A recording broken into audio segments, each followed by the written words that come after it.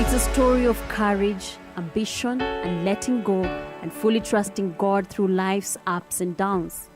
Kevin Ombajo, popularly known as Big Kev, narrates his testimony of how God has held his hand through life. Next on God Changes People.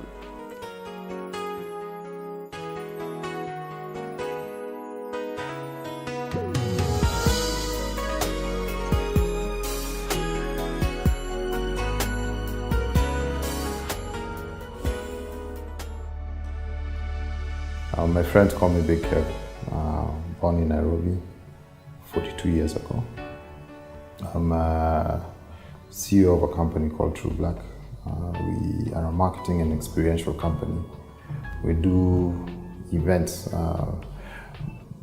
mainly not entertainment events. We create experiences that enable consumers to interact with brands so that they can be able to make decisions, informed decisions about those brands. I'm married, one wife, and I have a 9-year-old daughter. My two favorite people. Growing up is, I think I'm fortunate that, my parents had a solid relationship, and because of that, they put a lot of emphasis in how they brought us guys up. My dad is an alpha male. So, strong father figure all through. We couldn't get away with any nonsense. My mom was a good cop, so she balanced out,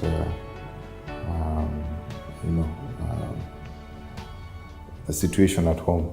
So it was a good place, a good experience. My dad influenced my thinking a lot until today. I remember getting rewarded for, the good things that I did and getting severely punished for those things, for doing those things that, went against the rules that had been set. I went to Kilimani Primary School, and then I went to St. Mary's School in high school. I did my degree, Bachelor of Science, International Business Administration in USIU, and I did my master's in USIU, did the Chamber program. I grew up, having to take a lot of responsibility, taking care of, my younger ones, and basically just charting the way for what I'd become. So I loved sports, so I played a lot of soccer, I played a lot of rugby. I spent a lot of time in the gym.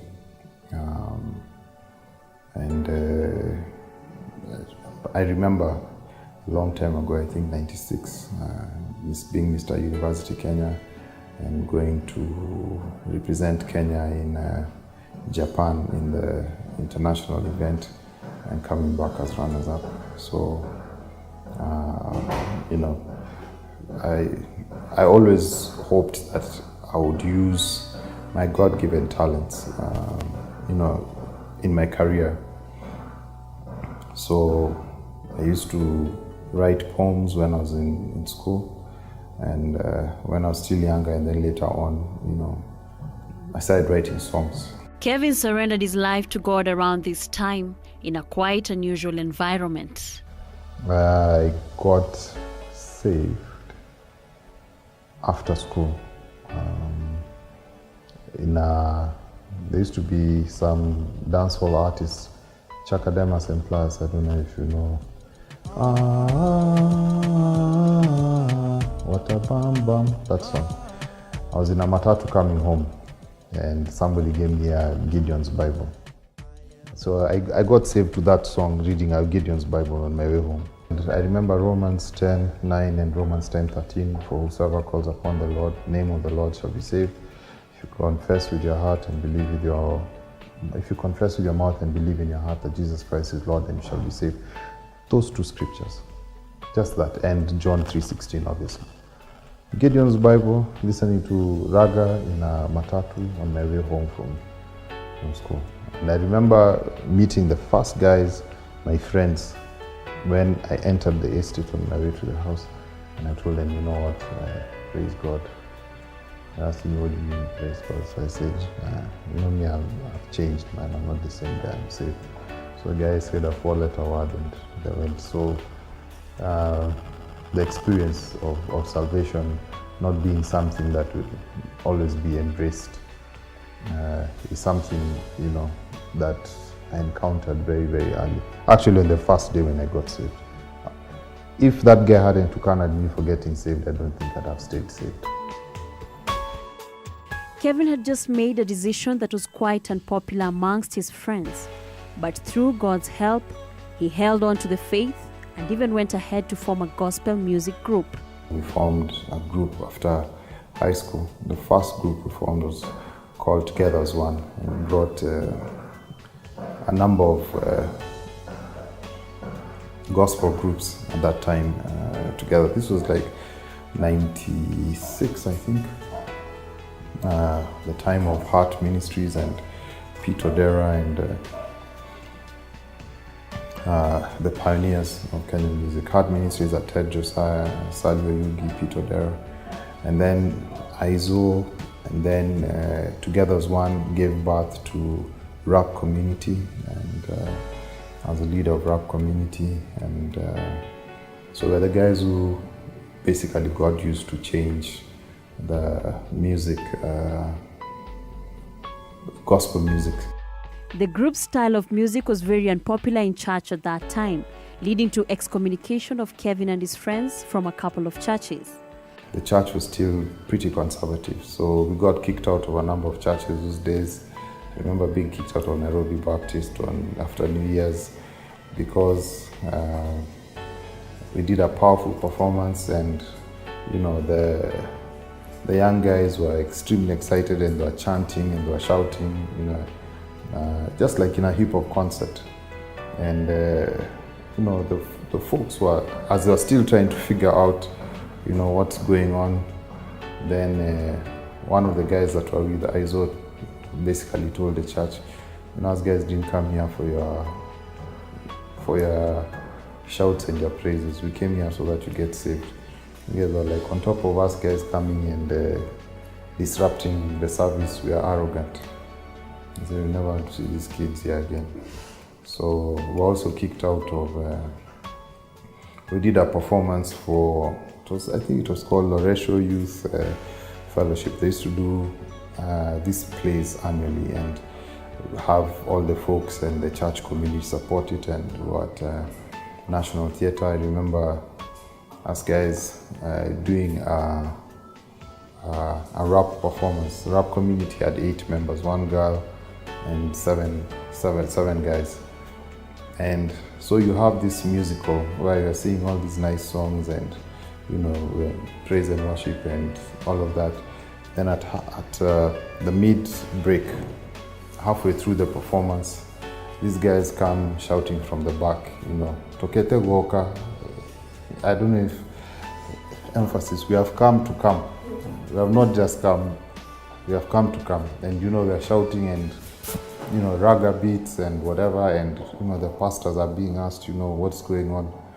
And then we have 15 minutes and we're wearing, those days we're wearing huge shirts, you know, till our knees, kitenge shirts and sagging trousers and, you know, Nike, Adidas and whatever sneakers.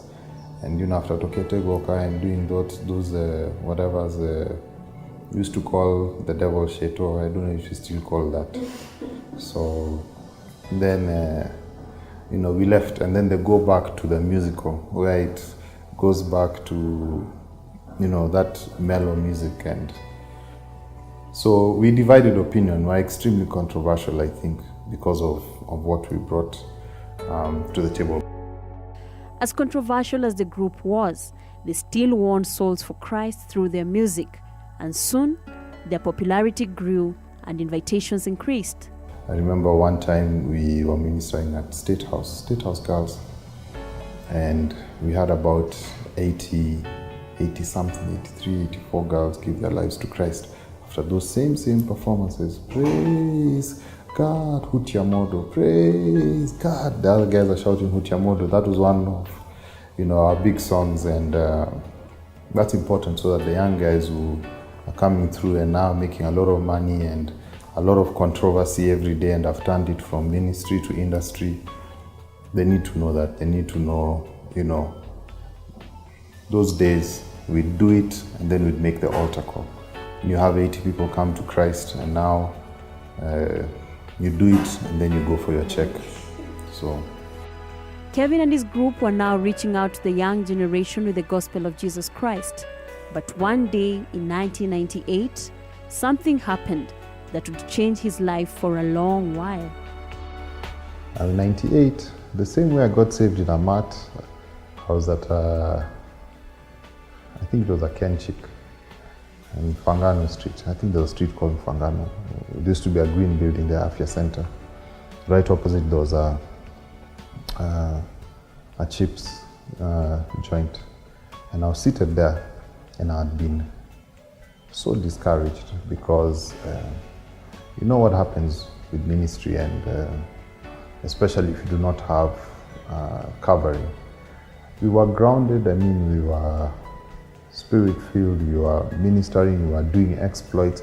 I think we had just come off like we do 25, 50 schools tour in a term, just ministering the gospel, ministered in church. But I remember, I personally, during that time, had endeavored to stay pure, especially from sexual sin.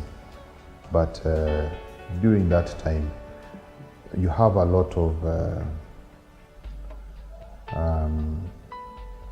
there's a huge attraction on the anointing. And when you're young, you're a star, you're known everywhere, you're already a celebrity. This is before media started making celebrities. And so the rap community, the demand. Actually, when rap community broke up, we had a group called Mob Jalia. And we had this demand from churches all over the country, from schools, want these guys to come. You have, girls, all of them have heard God about you, and stuff like that. I know you're my, and all this. So I think being the leader of the group, there's a lot of pressure on me to maintain a certain type of lifestyle. But for a lot of my friends and a lot of people, even in other ministries or just within, the church circles, were struggling with purity because the higher up we went, it seemed, it's almost like the farther away we moved from God. So I had to deal with these things of. I do not know if the church is like that these days. I'm much older now. I'm Isaiah Gray, where you were seen yesterday at Kani. Are you saved? So those days it was a big issue. By the way, we were excommunicated twice.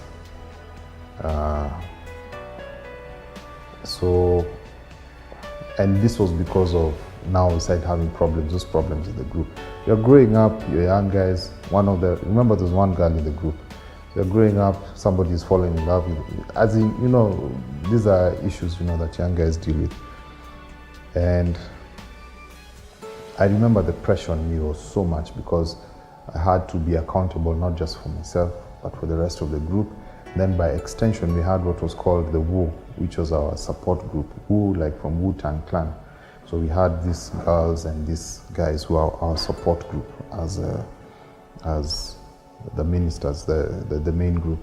And the pressure was so much, guys are falling everywhere and, next day you're told, your guys were yesterday at whatever and they were drinking, so what are you guys coming to tell us? And so by the time you're coming up on stage, to minister, you're already under whatever of judgment with all the other guys who are there. And I remember the same way I got saved in that chip shop.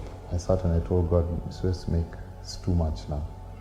So I said, I still love you, but for Safi, I'm tired of, I can't carry this load. So I'm going to go and do everything that happened, because I've already been accused of it anyway. I think that's a huge mistake that, the church would make in regards to young people, piling that pressure on people to leave a certain. I think it's a negative peer pressure because it doesn't build, but it destroys. I was accused of so many things that I had never done. I decided if I'm not going to do them, I'd still be accused of doing it. And so after that day, I called all those girls who had called me and told me, hey, Kev, my heart is feeling you, God told me about you. And I said, Sarah, when are you available? Go out. I started going out to the club and all of that. But mine was conscious. I did not backslide. I did not slip out of.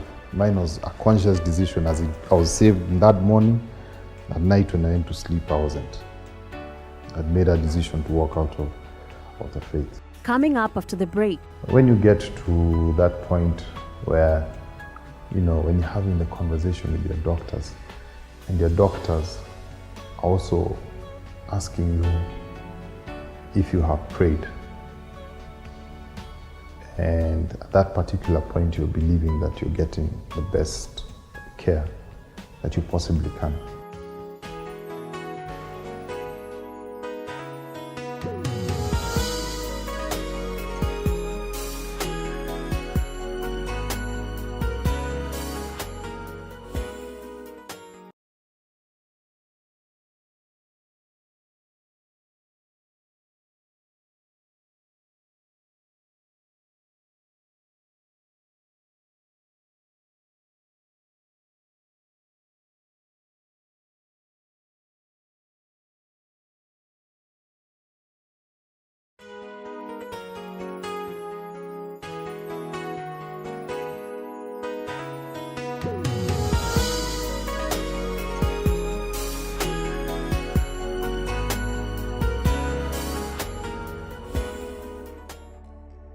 Kevin got into the entertainment industry and rose at a very fast rate, making him a celebrated figure in the country.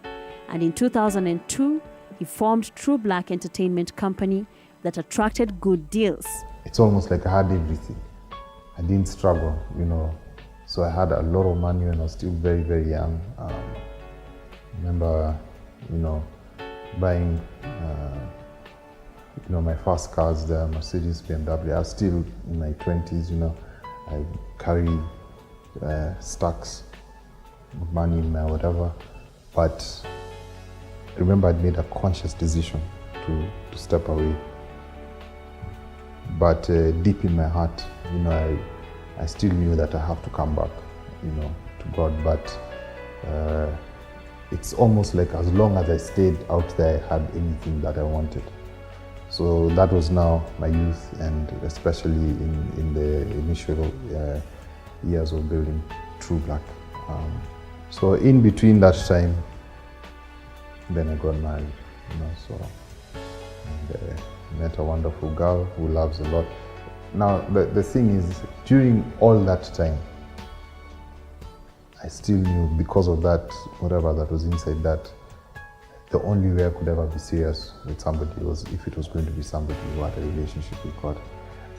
Despite madoadoa zote nilikuwa nayo na hiyo uchafu, kwa najua bado siwezi, lazima nikiwa, lazima iwe mtu ambaye anamjua Yesu.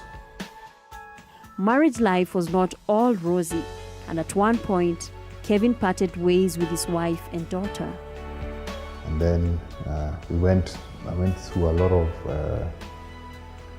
difficulty in my marriage in the early years, because I was still trying to cope with that whole whatever, being a celebrity, and then making the transition from the life that I had to a place where I was fully committed, so that we had that balance and that harmony at home. So we really struggled for a couple of years, and as we went along, we were separated for a short while, and when we were separated is when I rededicated my life.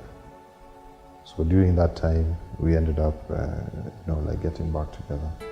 While we were separated, we'd had wild party. It was in a wild party, you know, like I said, you know, it's almost like when I was during that time, I can't remember like challenges, you know, in terms of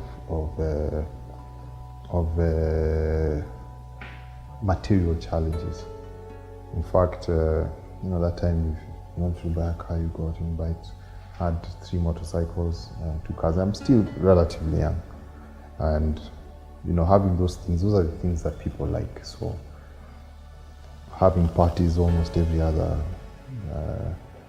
you know, every couple of weeks or every other day, and you have all these people, you know, that come for these things. And now the celebrity culture was catching on, so people are now, you know, online, the media was starting to make a big fuss about so and so and so and so and stuff like that. So I remember us having this party, and you know, everything. There were all these girls, there was all this alcohol, there was you know, drugs and stuff like that. And we partied through the night to my brother's house, which was next to mine, where I was staying after I moved out of home. So I left his house and I went to my house in the morning to sleep. And I slept the whole day, the whole night. Then when I was waking up, then God came. Told me it's time to come back. I actually felt, like I had nothing. I think that's what it was. I just got to the point where I had done everything that I could do. And I had, in quotes, everything that I could want at that time. But I woke up and, you know, I was like, so after this, what next? It's like the way in Solomon talks about vanity. Just that emptiness of, you wake up and there's nothing. So what do we do? Will I drink some more? Will I call somebody else? You know, will I get out and, you know, get into whatever and drive? Will I, you know, fly somewhere? There was nothing. So the only whatever that I was able to get back was that whatever, you know, that I remembered, probably like the prodigal son, that there's somewhere where I have that peace. But I didn't even think that God would wish my stories at that time, despite all my knowledge and having been a minister of the gospel. So basically what I did is I asked for forgiveness. But what it did that night, that morning when I rededicated my life, it meant a number of things. Number one, I had to go back home. So after misbehaving for I don't know how long during the time, so I had to go back and say, remember I left when I was angry, but I had to go back and say, you know, I'm sorry, and you know, let's try again. And she had no obligation really to say it's okay. There was really no reason for that. In fact, we were actually bordering on divorce at that time. I think even we had already had lawyers and things like that. Then we went for counseling, you know, to a church, and I found I had a lot of anger and a lot of bitterness from many different whatever's leading up to that point. So it took us a long time, you know, to work this out. And just when Kevin had settled back with his family and his walk with God was back on track, he was diagnosed with a brain tumor in the year 2010. So had surgery after surgery after surgery, open, whatever I think you can see. I have some scars which will always be permanent on my physical, whatever. So I found myself again, you know, in that situation where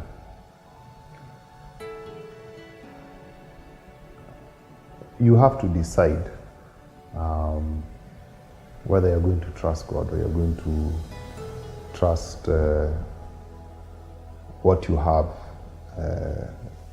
and what you're able to do by your own strength to take you out of, you know, a bad situation. So, you know, I always had this positive disposition about whatever it was that I was going through. So, but it was extremely difficult for people around me. Was I afraid? Yes. And were there times, when I'd ask myself, why, does this, why has this, whatever happened to me? Yes. What causes it? Is it because of my lifestyle? Is it because of something that I did? No, it can happen to anyone. What they do in brain surgery, if you look at the floor, if you take out this slab, so they drill your skull, and then they take out a slab, then they access your brain. Then they do the surgery, they remove whatever it is that's contaminating your brain. And then they put the slab back, and then they put like cement, and then they close it. Now over time that heals. And they staple, like your head together. So going through that multiple times, what happens is, when you come out, you're not 100% from those procedures.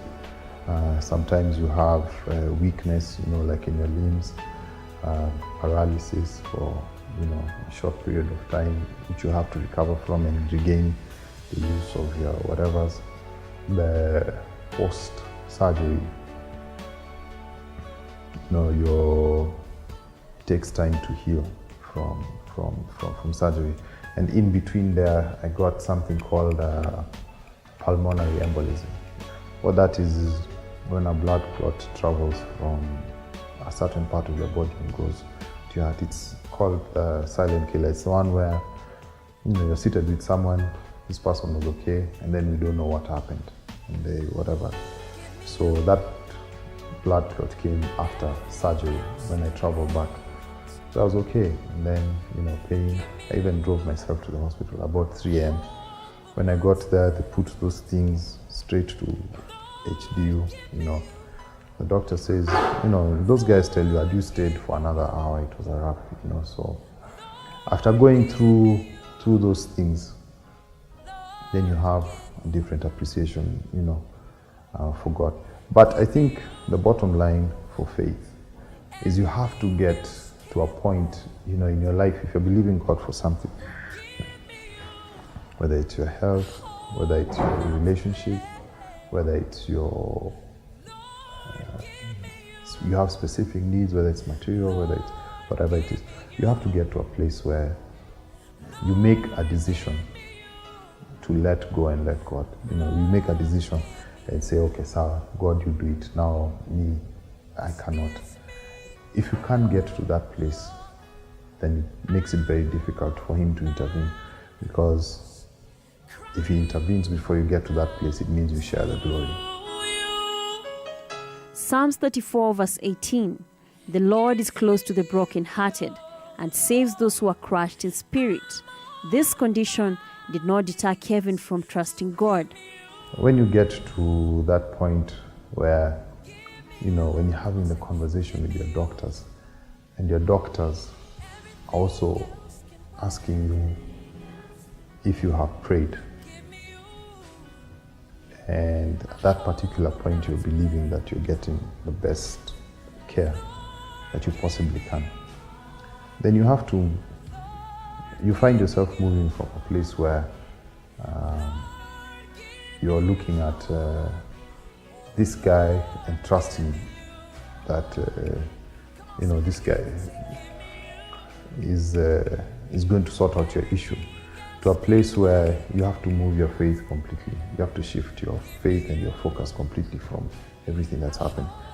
Kevin has since undergone 6 head surgeries to repair the condition, and he continues to trust God for total healing. He still runs his company, True Black Entertainment, and recently graduated from the United States International University, USIU, with a master's degree in administration and management. So now I'm back at work. Sometimes I drive myself, I still have my motorcycle, my lovely big bike. I'm not riding it for now. I'll wait for him to give me go ahead, to do that. I still love, I'm still passionate about cars, about, the things that have given me so much joy. But more so, have given a new level of importance to the things that really matter. You know, my wife, my daughter, my family. Those are the things, you know, that are really important, and those things are free. You know, it's not the things that we struggle so much to achieve and to attain, because you're going to live, you know, like all of them here. So the biggest transformation throughout the period when I was ill was the fact that I got to a place where I started learning to appreciate the things that are really important in life, you know. The name of the Lord is a strong tower. The righteous run into it and are safe. Whatever it is that you're going through, just make sure you get to the point where you're actually able to let go and let God. If you want God to be the person that will take the glory, then give him the chance, you know, to perform the miracle that you're believing for. And, you know, stop trying to help him fix your issues.